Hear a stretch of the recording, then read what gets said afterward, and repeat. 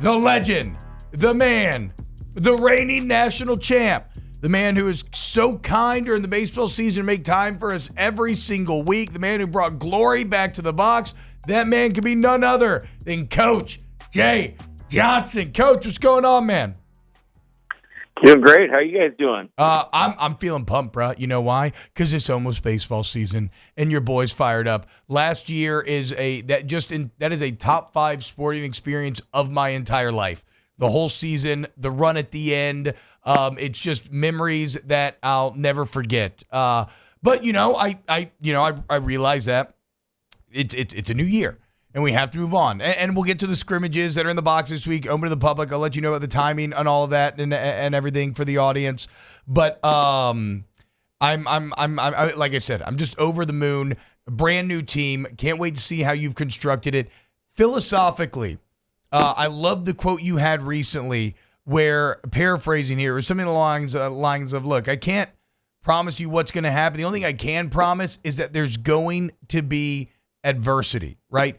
Do you feel that when you look at last year, does that help you to sell these new players, sell this new version of this team on, look, you have to trust me.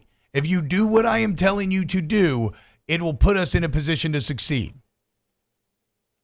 Yeah, I think we've had great success here with just kind of our process of winning, and the big part of that is buy-in from the players of what we're doing and how we're doing it and commitment to doing it, and just them to understand that this is not easy. I mean, last year was about as good as you could play for as long as you could play. I mean, sure, there's bumps in the road, but it's SEC baseball.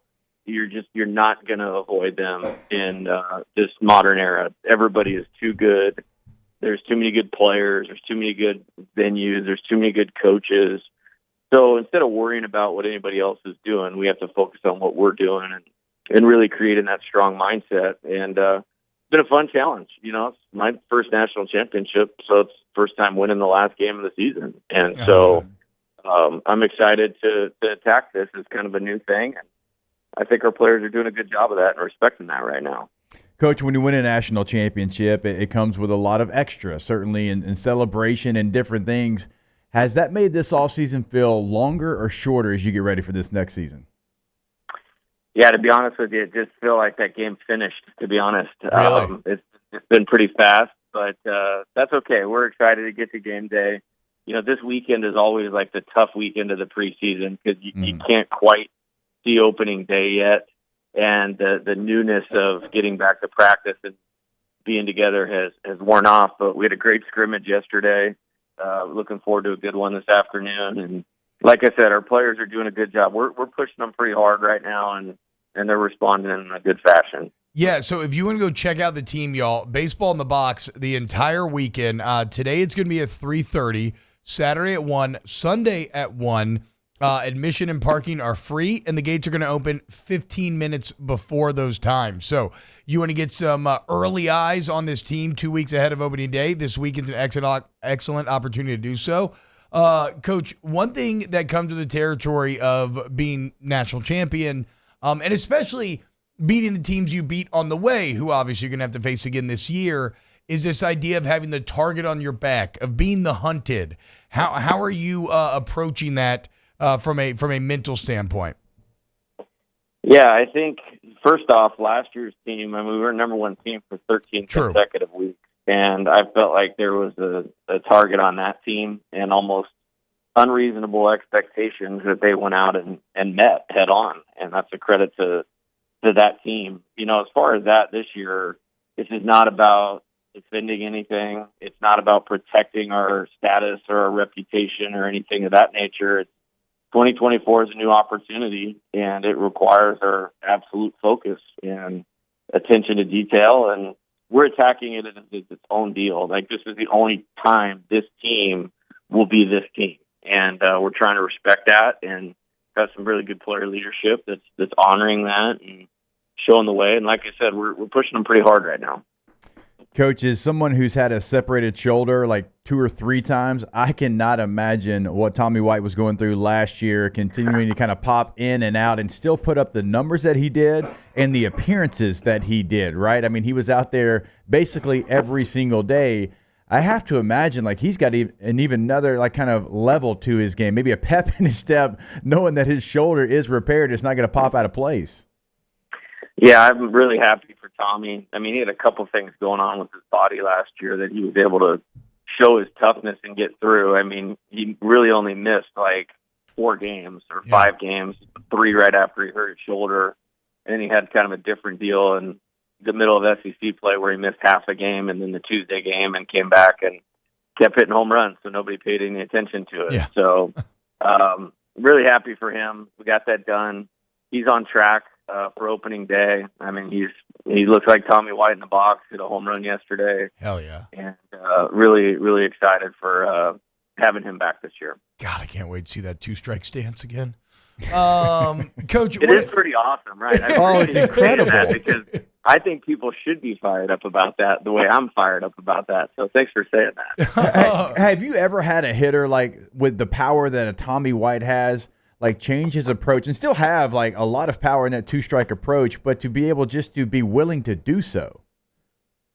Yeah, he's really advanced, and there's a few guys that I've had that have come in just they have talent, but they've been prepared the right way, and Tommy's certainly one of those. It's a rare combo of hitting skill, power, plate discipline in his own right, 2-strike approach. I mean, really, we want to think about this. We want to hammer mistakes.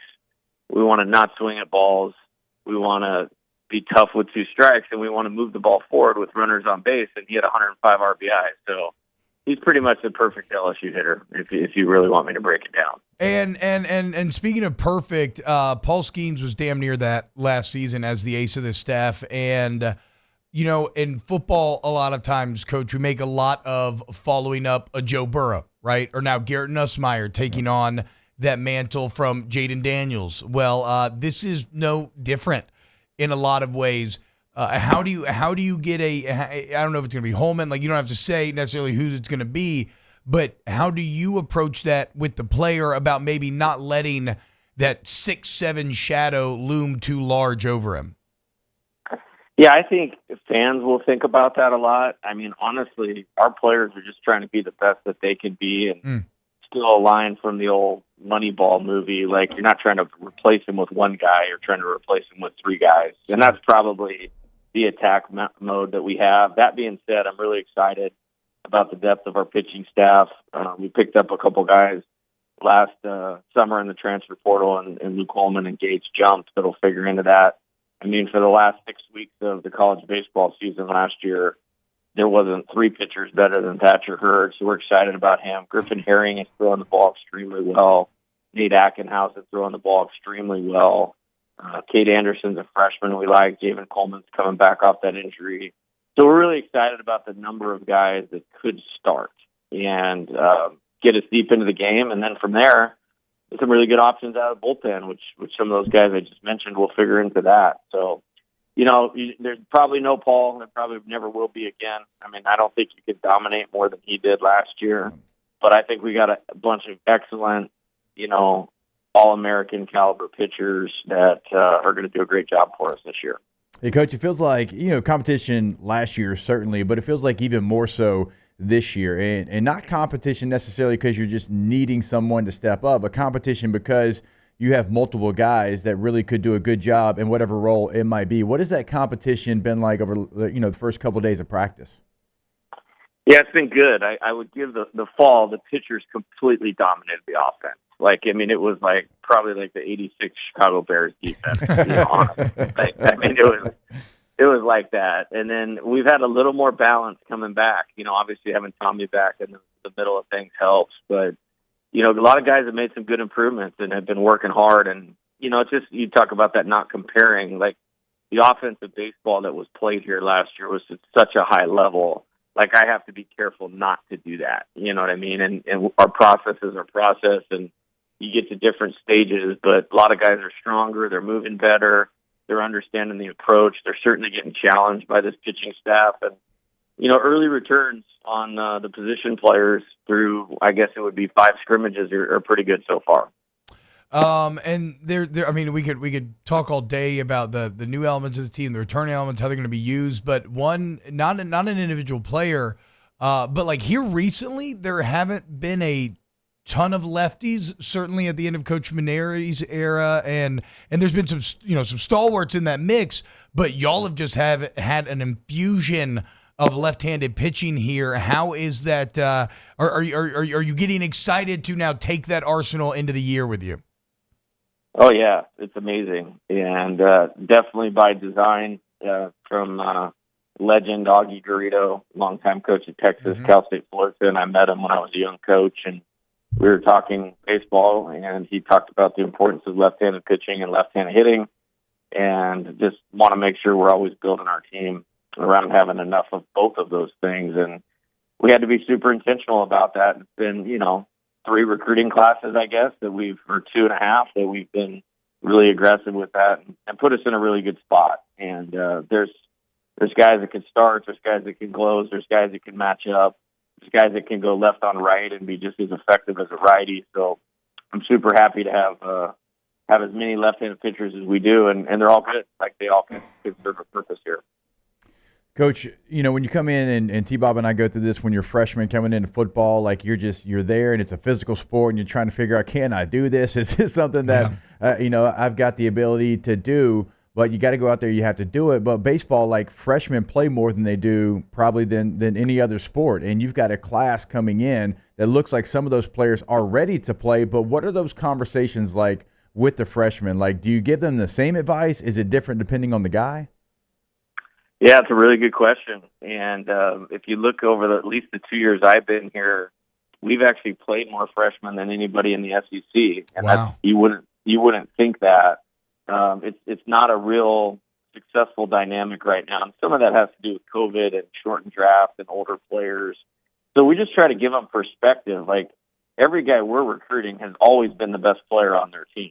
And they show up here, and it's not necessarily that. So I actually played that Coach Saban video that was out there about a month and a half or 2 months ago about freshmen, and then when they get to their time in the NFL draft, nobody ever asks how much time they played as a freshman.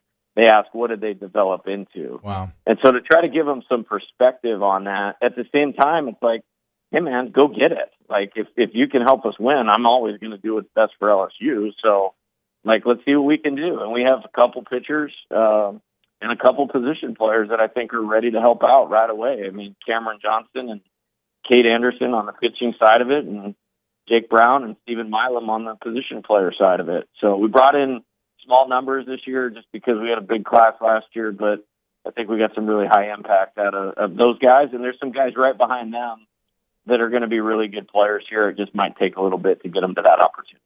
Well, and I mean, you do have such an overwhelming roster, and it comes in an era, Coach, where, look, transfers are wide open. Now, LSU is, if not the premier destination, certainly they're in tier 1.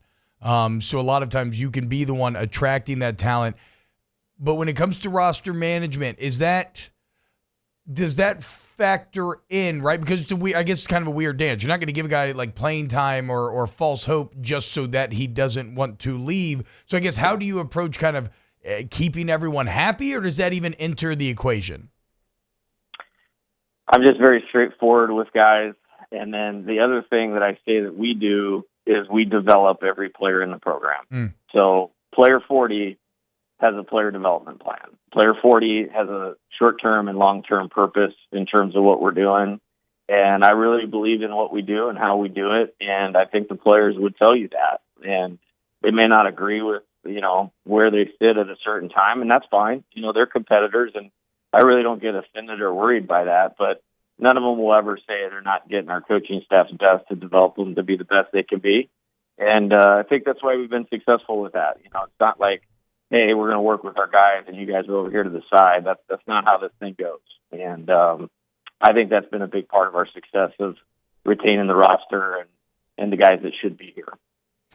Coach, I don't know the inner workings of a locker room for baseball like I do football, but I look at the catchers that you have on this roster as far as locker room dynamics, and that's some of the biggest leaders. At least from the outside looking in, it looks like some of the biggest leaders on the team. And I have to imagine, obviously being in the lineup, but handling the pitching staff, if you have leaders that are playing that position like you do, that has to be a positive.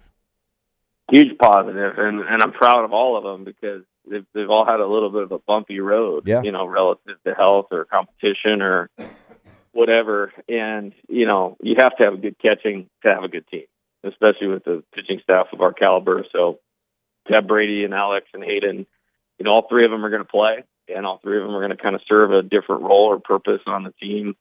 And we're very fortunate, in that spot. And relative to the leadership, Alex and Hayden have done a really good job. We had good player leadership last year, and those guys have definitely carried that forward.